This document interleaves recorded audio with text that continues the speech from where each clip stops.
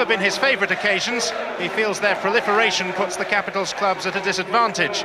Yet the fact remains that he's only ever suffered defeat once in a Premiership derby, and that was at the hands of Wimbledon. The Arsenal team is at full strength today. 10 seasons ago, this was the fixture in which the famed back four first performed together in public. A decade on, Keown has relegated Bold to the bench, but little else has changed. Bergkamp returns, Winterburn is back among old friends. Wimbledon's selection was more problematic. Joe Kinnear's lineup is full of attacking power, with two genuine wingers and central midfield players who like to surge forward.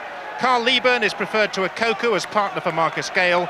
Jason Ewell plays despite a troublesome ankle, and making his home debut is Gareth Ainsworth, signed recently from Port Vale. His performance against Arsenal in the FA Cup last season helped secure his move.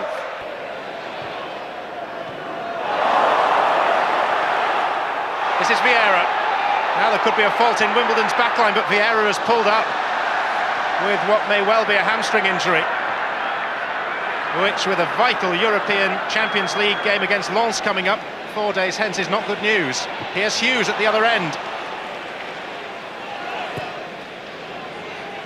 That was a push on Parla, but Vieira is really struggling, and he's walked straight to the sideline to be seen by the Arsenal physiotherapist Gary Lewin, and indeed it seems to be the right hamstring.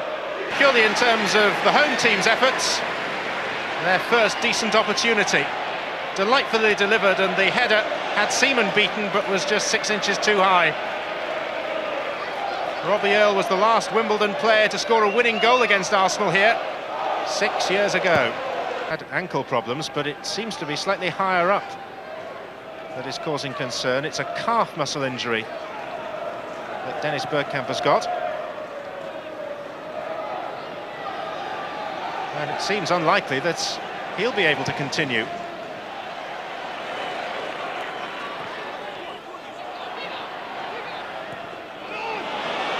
Dixon's pass was wayward, and the flag's up against Michael Hughes. But Arsenal are not looking themselves at all. The powerful running of the likes of Michael Hughes is unsettling them. Very unfortunate to see it rebound from the face of the bar.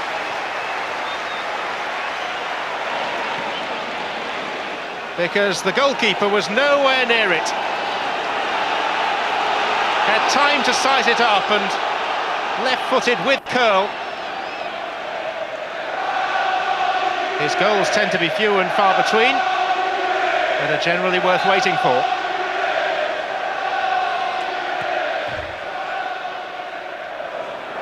Petit. Oh.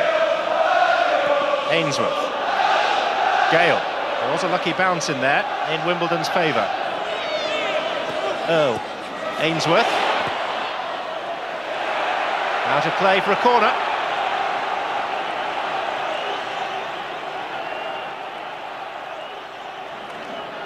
The giant Liebern is the focal point. Hughes' kick. Here's Perry! Surprised to get the chance, unable to take it fully. Hughes cross. Oh, it seemed like a handball, but Okoku's tucked it in. Arsenal are appealing for handball, but the goal stands. And within moments of joining the fray, Okoku has beaten David Seaman. And Wimbledon are in front against the reigning Premiership champions. So much of the credit to Michael Hughes, but there seemed to be a hand used by Robbie Earle in the build-up to Okoku scoring. And self-evident on the facial expressions of the Arsenal players, the fact that they felt that Earle used an arm. Wimbledon, but they have held out. Arsenal defeated in the Premiership for only the second time this season through a controversial goal scored by Okoku, who'd only just arrived as a late substitute. One or two tempers frayed towards the end, fueled perhaps by the suspicion that the Wimbledon skipper Robbie Earle used a hand or an arm in controlling the ball before Okoku whacked it into the gaping net. But it's the sort of results that gives